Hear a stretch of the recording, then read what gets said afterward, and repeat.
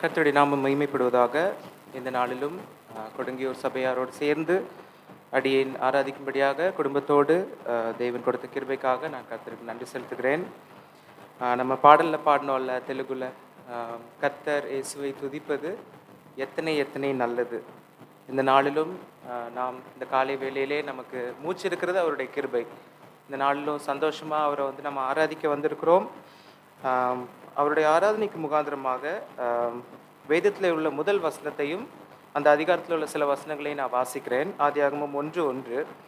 ஆதியிலே தேவன் வானத்தையும் பூமியையும் சிருஷ்டித்தார். 27வது வசனம், தேவன் தம்முடைய சாயலாக மனுஷனை சிருஷ்டித்தார், அவனை தேவ சாயலாகவே சிருஷ்டித்தார், ஆணும் பெண்ணுமாக அவர்களை சிருஷ்டித்தார். வசனம் 31, அப்பொழுது தேவன் தாம் உண்டாக்கின எல்லாவற்றையும் பார்த்தார், அது மிகவும் நன்றாயிருந்தது. சாயங்காலமும் விடியற்காலமுமாகி 6ஆம் நாள் ஆயிற்று. கிறிஸ்துவுக்குள் பிரியமானவர்களே, இந்த நாளிலும் நாம் கர்த்தருடைய சமூகத்திலே அவரை ஆராதிக்கிற வந்திருக்கிற வேளையிலே நம்மை படைத்த விதம், இந்த உலகம் எவ்வளவு அழகாக படைக்கப்பட்டது, எவ்வளோ பிளான் பண்ணி ஆண்டவர் படைத்திருப்பார் என்று நாம் யோசித்து பார்க்கும் பொழுது, அந்த 6 நாட்களும் தேவனுடைய அந்த சிருஷ்டிப்பை நம்ம இந்த ஆதியாகமம் 1-2 வசனங்களை அதிகாரங்களை நம்ம வாசிக்க முடியும். எவ்வளவு அழகாக அவருடைய சிருஷ்டிப்பை எக்ஸிக்யூட் பண்ணியிருக்காங்கன்னு நம்ம பார்க்க முடியும்.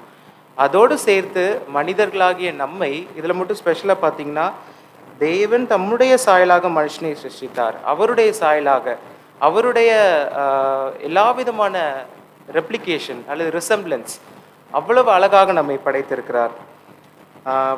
அப்பொழுது தேவன் தாம் உண்டாக்கின எல்லாவற்றையும் பார்த்தார், அது மிகவும் நல்லது என்று கண்டார்.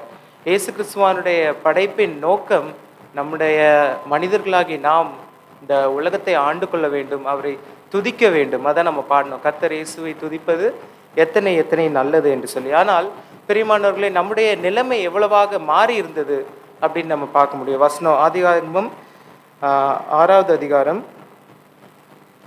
5வது வசனத்தில், மனுஷனுடைய அக்கிரமம் பூமியிலே பெருகினது என்றும் அவன் இருதயத்தின் நினைவுகளின் தோற்றமெல்லாம் நித்தமும் பொல்லாததே என்று கர்த்தர் கண்டு தாம் பூமியிலே மனுஷனை உண்டாக்கினதற்காக கர்த்தர் மனஸ்தாபப்பட்டார். நான் இந்த வசனத்தை நினைத்து பார்க்கும் பொழுது, தன்னுடைய கிரியேஷன் தப்பு பண்ணும் பொழுது எவ்வளவு மனஸ்தாபப்பட்டிருப்பார் அப்படின்னு யோசிச்சு பார்க்க முடியும். ஆண்டவருடைய அந்த தேவனுடைய அந்த ஒரு சிந்தனை எவ்வளவு வியாகுலப்பட்டு இருக்கும், மனஸ்தாபப்பட்டிருக்கும் என்று நம்ம யோசிச்சு பார்க்கணும். அதுக்கு மேலாக உள்ள வசனம் 3வது வசனத்தை பாருங்க. அப்பொழுது கர்த்தர், என் ஆவி என்றைக்கும் மனுஷனோட போராடுவதில்லை.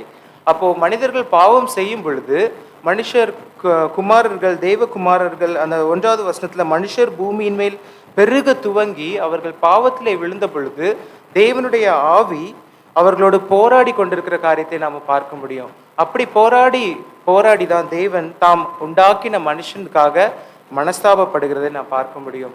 தேவனுடைய கோபாக்கினை அல்லது தேவன் இந்த உலகத்தை படைத்த தேவன் எவ்வளவு பராக்கிரமம் உள்ள தேவன்.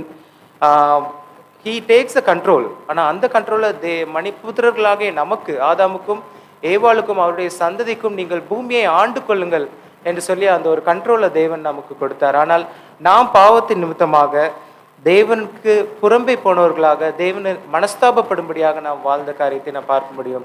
அதனால்தான் தேவனுடைய கோபாக்கினை அன்றைய நாட்களிலே தேவன் இந்த உலகத்தை முழுவதுமாக அழிக்க வேண்டும் என்று சித்தம் கொள்கிற காரியத்தை நம்ம பார்க்க முடியும். அது வசனம் ஆதியாகமம் 7வது அதிகாரம் 1வது வசனத்திலே கர்த்தர் நோவாவை காண்கிறார். உன்னை எனக்கு முன்பாக நீதிமானாக கண்டேன் என்று சொல்லி நோவாவுடைய குடும்பத்தை மாத்திரம் விட்டுவிட்டு முழுவதுமாக ஜலத்தினால் பூமியை அழிக்கும்படி தேவன் சித்தம் கொள்கிறார். வசனம் 11 கடைசியிலே பார்த்தீங்கன்னா, மகா ஆழத்தின் ஊற்றுக்கண்கள் எல்லாம் பிளந்தன, வானத்தின் மதகுங்களும் திறவுண்டன. மேலிருந்து மலை, கீழிருந்து ஊற்றுக்கண்கள் பிளந்து தண்ணீர் ஃபுல்லாக வருது. 3 நாள் சென்னையில் மழை பெஞ்சாலே நம்மளால் தாங்க முடியல. 40 நாள் வானத்திலிருந்து பூமியிலிருந்து தண்ணி பெருகும் பொழுது யோசிச்சு பாருங்க. முழுவதுமாக மனுபுத்திரரை நான் நிக்கிரகம் பண்ணுவேன். I will flush away the earth, the mankind. நான் அவர்களை டெஸ்ட்ராய் பண்ணுவேன், நிக்கிரகம் பண்ணுவேன் என்று சொல்லி தேவனுடைய கோபாக்கினை இருக்கிறதை நாம் பார்க்க முடியும். ஆனால் அதே ஆதியாகமத்திலே 9வது அதிகாரத்தை பார்க்கும் பொழுது, நோவா கர்த்தருக்கு ஒரு பலிபீடத்தை கட்டி அது சுகந்த வாசனையான காணிக்கையாக தேவன் முகரும் பொழுது அவர் நமக்காக செய்த ஒரு காரியம். வசனம் 11, அதிகாரம் 9 வசனம் 11 வாசிக்கலாம்.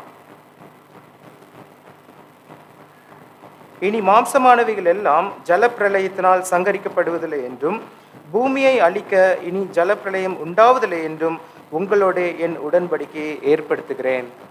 நான் இனி இந்த உலகத்தை ஜலத்தினால் அழிக்க மாட்டேன் என்று சொல்லி he is giving an eternal covenant, நித்திய உடன்படிக்கை என்று பார்க்கிறோம். 12வது வசனத்தில், அன்றியும் தேவன் எனக்கும் உங்களுக்கும் உங்களிடத்தில் இருக்கும் சகல ஜீவ ஜந்துக்களுக்கும் நித்திய தலைமுறைகளுக்கென்றும் நான் செய்கிற உடன்படிக்கையின் அடையாளமாக.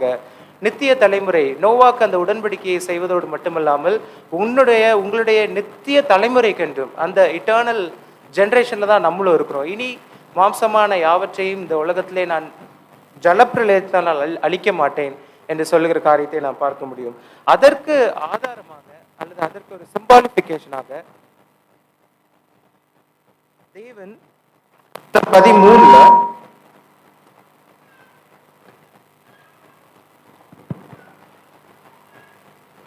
அதற்கு அடையாளமாக 13வது வசனத்தை பார்க்கும் பொழுது, நான் என் வில்லை மேகத்தில் வைத்தேன், அது எனக்கும் பூமிக்கும் உண்டான உடன்படிக்கையின் அடையாளமாக இருக்கிறது. நம்ம எல்லாருக்கும் தெரியும் ரெயின்போ, அதுதான் இப்போ தேவன் நமக்கும் பூமிக்கும் உண்டான, அவருக்கும் பூமிக்கும் உண்டான அந்த நித்திய அடையாளமாக வைத்திருக்கிறார். மழை பெஞ்சு முடிஞ்சதுக்கப்புறம் நம்ம அந்த வானவில்லை பார்க்கும் பொழுது தேவனுடைய அடையாளம், நித்திய உடன்படிக்கையை நமக்கு தந்திருக்கிறார் என்ற அந்த ஒரு சிந்தனையோடு அவருக்கு நாம் நன்றி செலுத்த முடியும் வானவில்லை பார்க்கும் பொழுது. அப்படிப்பட்ட ஒரு அடையாளத்தை நமக்கு தந்திருக்கிறார், அதாவது அந்த நித்திய உடன்படிக்கை. இந்த அடையாளத்தை நமக்கு தந்ததோடு மட்டும் இல்லாமல் வசனம் 15 கடைசியில் பார்த்தீங்கன்னா, என் உடன்படிக்கையை நான் நினைவு கூறுவேன் என்று சொல்லுகிறார். உடன்படிக்கைனா ஒரு சத்தியம் அப்படின்னு வச்சுக்கோங்களேன். ஒரு சத்தியத்தை ஒரு மனிதன் இன்னொரு மனிதனுக்கு செய்கிறாங்க அப்படின்னா அந்த சத்தியத்தை நான் நினைவு கூறுவேன் அப்படின்னு சொல்றது. அதே மாதிரி 16வது வசனத்துல, அதை நோக்கி பார்ப்பேன், I will look and what testimony I did. அந்த ஒரு காரியத்தை நாம் யோசித்து பார்க்கும் பொழுது தேவன் மனுபுத்திரன் செய்த பாவத்துக்காக அவர்களை நிர்மூலமாக்குறார், இனி நான் அழிக்க மாட்டேன் என்று சொல்லி அந்த உடன்படிக்கையை அவர் நினைவு கூறுகிறார். அதே அடுத்த வசனத்துல அந்த உடன்படிக்கையை அவர் நோக்கி பார்க்கிறார். கிறிஸ்துவுக்குள் பிரியமானவர்களே, தேவன் நினைத்திருந்தா அன்று அழித்திருக்கலாம், அடுத்தது ஒரு உடன்படிக்கை என்று அவர் கொடுக்காமலே இருந்திருக்கலாம். ஆனால் நித்திய உடன்படிக்கை, தலைமுறைக்கென்று அவர் தந்த அந்த நித்திய உடன்படிக்கையை அவர் நினைவு கூறவும் அதை நோக்கி பார்க்கவும் செய்கிறார். அவருடைய கிருபை எவ்வளவு வல்லது என்று நம்ம பார்க்க முடியும். அதே வசனங்களில் தான் நம்ம ஃபுல்லாக வேதாங்கம் முழுவதும் பார்க்கும் பொழுது புதிய ஏற்பாடு வரைக்கும் வந்த மனுபுத்திரர்களின் பாவம் எவ்வளவு அதிகமாக பெருகினது என்று நம்ம பார்க்க முடியும். இஸ்ரவேல் மக்கள் எவ்வளவு அதிகமாக பாவம் செஞ்சாங்க, தன்னுடைய மிராக்கள், தன்னுடைய எவ்வளவோ காரியங்களை அவங்க தேவனுடைய கிரியைகளை பார்த்ததுக்கு அப்புறமும் அவர்கள் இடறி விழுந்து போன காரியத்தை பார்க்க முடியும். அதன் பிறவாக மனிதர்களுடைய பாவம் அக்கிரமம் பூமியில அதிகமாக பெருகினது நோக்கமாக தான் தேவன் நியமிக்கப்பட்டிருந்த அந்த நியாய விதியிலிருந்து நம்மை விடுவிக்கும்படியாக, பாவ மன்னிப்பு இரத்தம் சிந்தினால் இல்லாமல் பாவ மன்னிப்பு இல்லை, அந்த ஒரு நித்திய அந்த நியாய விதியிலிருந்து நம்மை விடுவிக்கும்படியாக அந்த நியாயத்திற்கே தம்மை ஒப்பு கொடுத்த தேவனாய் இருக்கிறார். சொந்த குமாரனாகிய இயேசு கிறிஸ்துவையே இந்த உலகத்துக்கு நமக்காக அனுப்பினார். அந்த நியாய விதி நிறைவேறும்படியாக இயேசு கிறிஸ்துவின் மூலமாக தன்னுடைய இரத்தத்தை சிந்தி இந்த உலகத்தில் உள்ள மக்களின் பாவத்தை நிவர்த்தி செய்யும்படியாக இந்த உலகத்தில் இயேசு கிறிஸ்துவானவரை அனுப்பினார். அது இன்னொரு உடன்படிக்கையின் அடையாளத்தை நாம் பார்க்க முடியும். வசனம் லூக்கா எழுதின சுவிசேஷம் 22வது அதிகாரம் 19-20 நாம் பார்க்கும் பொழுது, அவர் அப்பத்தை எடுத்து ஸ்தோத்திரம் பண்ணி, இது உங்களுக்காக கொடுக்கப்படுகிற என்னுடைய சரீரமாய் இருக்கிறது, போஜனம் பண்ணின பின்பு அவர் அந்தப்படியே பாத்திரத்தையும் கொடுத்து, இந்த பாத்திரம் உங்களுக்காக சிந்தப்படுகிற என்னுடைய இரத்தத்தினாலாகிய புதிய உடன்படிக்கையாய் இருக்கிறது. அன்று ஜலப்பிரளயத்தினால் பூமியிலே உள்ள உங்களை நான் அழிக்க மாட்டேன் என்று சொன்ன நித்திய உடன்படிக்கை பாவம் பெருகினதற்கு பின்பாகவும் இயேசு கிறிஸ்துவானவர் இந்த உலகத்திலே வந்து நமக்காக மரித்து அதற்கான அடையாளம், என்னுடைய சரீரம் உங்களுக்காக அடிக்கப்பட போகிறது, என்னுடைய இரத்தம் உங்களுக்காக சிந்தப்பட போகிறது. அதுதான் நாம் இந்த காலை வேளையிலே கர்த்தருடைய சமூகத்துக்கு முன்பாக, அவருடைய பந்திக்கு முன்பாக நாம் வந்திருக்கிற வேளையிலே அந்த அப்பமும் ரசமும் திராட்சை ரசமும் நமக்கு சுட்டி காண்பிக்கிற, சிம்பாலிஃபை பண்ணுகிற ஒரு காரியம். நான் உங்களுக்காக ஏற்படுத்தின இந்த அடையாளம், இந்த அடையாளத்தை நமக்கு அவர் கொடுத்து போயிருக்கிறார். இதை நாம் அவருடைய அடையாளத்தின் பங்காக நாம் அதை உணர்ந்தவர்களாக கர்த்தர் நமக்கு செய்த காரியம் மிக பெரியது. அவர் நினைத்திருந்தால் முழுவதுமாக பூமியை நிர்மூலமாக்கி இருக்க வேண்டும். ஆனால் தன்னுடைய சொந்த குமாரனாகிய இயேசு கிறிஸ்துவை ஒரு ஆட்டு மேய்ப்பன் ஆட்டுக்குட்டியாக இந்த உலகத்துக்கு வந்தார். நம்ம நோவாவின் காலத்திலே பார்க்கும் பொழுது கர்த்தர் நோவாவை நீதிமானாக கண்டார் என்று நாம் பார்க்க முடியும். ஆனால் இப்பொழுது நம்மை தேவன் நீதிமானாக மாற்றி அவருடைய சமூகத்துக்கு முன்பாக நம்மை கொண்டு வந்திருக்கிறார். பழைய ஏற்பாட்டு காலத்திலே மகா பரிசுத்த ஸ்தலத்திலே அவரை ஆராதிக்க வரும் பொழுது அந்த ஆசாரியன் ஒரு சின்ன பாவம் செஞ்சானா அங்கே அடித்து கொள்ளப்படுவார். ஆனால் அவருடைய சமூகத்துக்கு முன்பாக நாம் எல்லோரும் அந்த கிருபையினாலே, கிருபாதார பலியினாலே நாம் அவருடைய இரத்தத்தினாலே மீட்டு கொள்ளப்பட்டவர்களாக நாம் வந்திருக்கிறோம். இந்த நாளிலும் பிரியமானவர்களே, கர்த்தருடைய சமூகத்திலே அவர் நமக்காக செய்த அந்த நித்திய உடன்படிக்கையை நினைத்தவர்களாக கர்த்தருடைய பந்தியிலே நாம் பங்கு பெறுவோம், அவரை ஆராதிப்போம். கர்த்தர் தாமே இந்த வசனத்தை ஆசீர்வதிப்பாராக. ஆமென்.